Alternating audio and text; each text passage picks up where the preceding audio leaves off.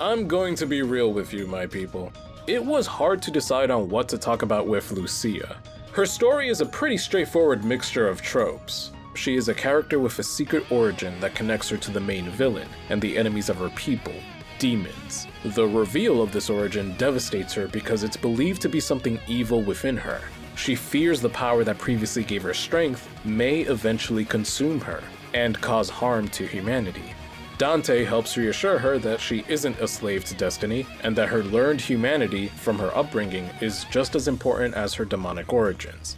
It's a story that draws parallels from other characters like Trish or Dante, you know, with the whole demon identity crisis thing going on, which makes thinking about a unique topic to talk about a lot more difficult. However, underneath the sick-as-hell devil-hunting exploits of the franchise, Devil May Cry is a story about family.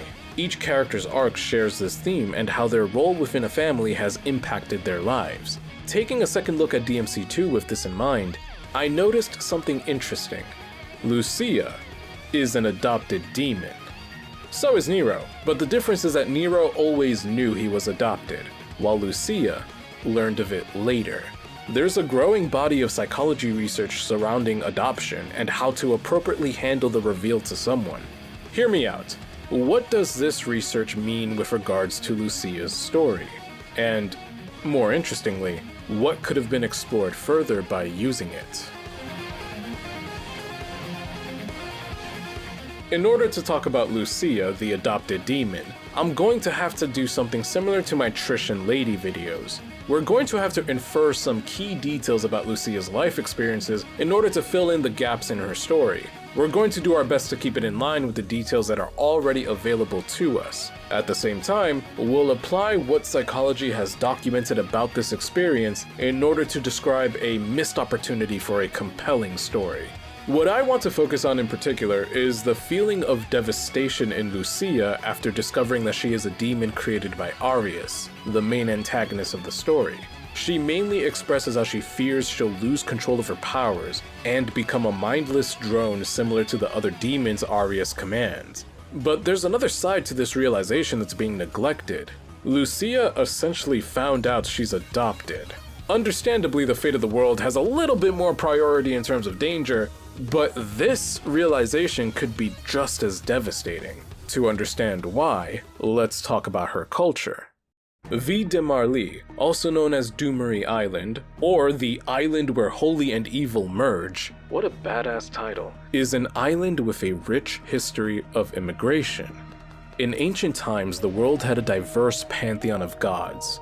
Although the civilizations that worshipped them differed in many ways, they were similar in that collectively they shared a faith in higher entities. Higher entities unique to their cultures, but faith nonetheless. This similarity is because of another religion that acted as the precursor to them all. It originated east of the Mediterranean Ocean, and at one point split into various different factions. Its disciples would carry it across Western Asia, Europe, and North Africa, influencing the religious worship within those regions. However, with the passing of time, their cultural gods slowly faded away, and the few worshippers that remained were branded as heretics. No longer feeling welcomed or even safe within their communities, these people would venture outward to find a new place for their beliefs. It's almost as if Ville de Marly had a magical allure to it, because despite the fact that these people were isolated from each other, they all naturally found their way to it. Hordes of refugees of different races, beliefs, and languages, as well as runaway slaves who sought sanctuary, came to inhabit the island. These newcomers shared a belief in pagan gods, and the tribes that were formed managed to live together peacefully, each tribe contributing to the island's growing pantheon. Over time, the various religions and ethnicities merged into a unique culture, Lucia's culture. Lucia's people descend from a diverse group that survived persecution and created their own home after forsaking their old. They're survivors who have miraculously managed to maintain and protect an open-minded community from the mainstream world for generations. I wouldn't blame you if this is your first time hearing any of it, because DMC2 does absolutely nothing with it. I found all of this information in the PlayStation 2 manual of Devil May Cry 2. Man, I remember reading these cover to cover on the train rides home after buying a new game when I was a kid. Now, Lucia has a greater role within her culture than the average person.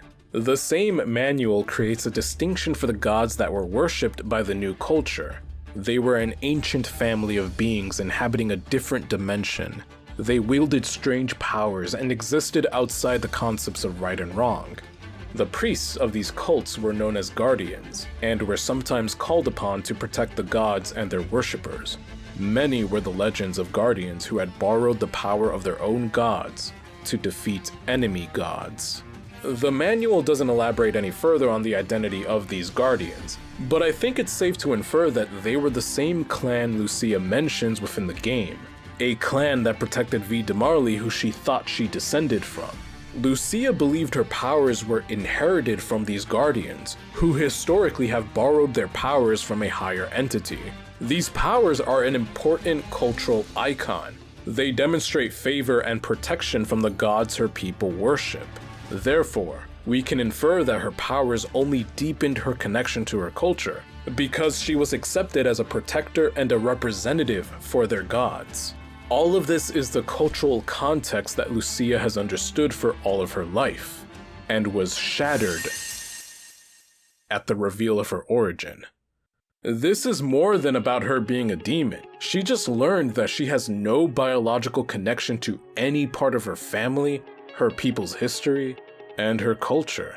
I'd imagine the devastation she'd feel isn't too far off from the experience of adopted children.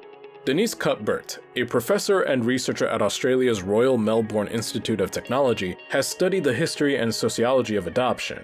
Her work has found that those who discover their adoption origin later in life reported having high levels of grief and a sense of betrayal at what they perceive to be a lie perpetrated against them. These feelings remained even in cases where the adoptee had a close relationship with their family. You gotta imagine the details of these people's lives to understand the trauma. Their family had to consistently lie to them about events in their history. For example, what it was like being pregnant with them, or how they were born. Then there's the realization that this person was stranded by their biological parents, whether willingly or due to unfair circumstances. Lucia essentially had to have been lied to consistently by her adoptive mother Mathieu, not just about her place within her culture, but also her connection to possibly the most important icon of that culture. Her powers aren't a special inheritance. They're manufactured. For exactly how long she's been lied to is a mystery because we don't know when she was adopted. However, despite being a demon, Lucia seems to share physical characteristics with human beings. I'm going to assume that includes the human brain and how it forms memories as it gets older.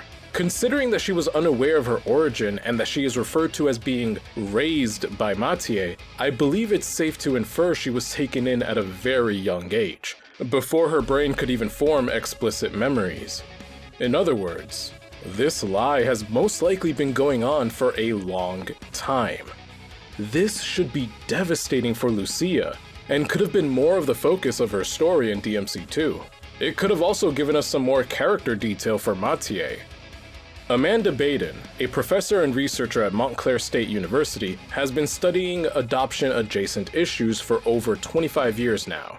She suggests that parents of adopted children may keep the secret because they themselves haven't come to terms with it. The lingering sense of shame, grief, or trauma of being unable to reproduce biologically may motivate them to keep it hidden, because they genuinely want to believe the child is theirs. Unfortunately, the research shows that keeping it hidden only makes the reveal even more traumatic for their child the older they are when they find out.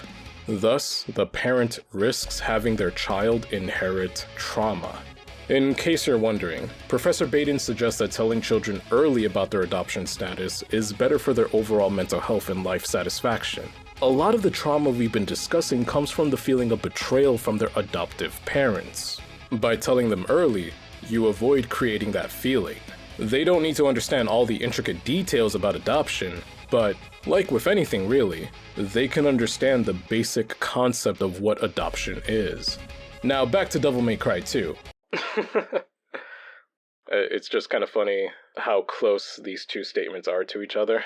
I just needed to take some time to appreciate that, that's all. Mathieu could have been written to have been motivated to keep Lucia's origin secret in a similar way to these adopted parents. Maybe all of her years of battle, or even her own use of her god's power, left her without the chance of having a kid. It could have enhanced the stake of such a grand reveal.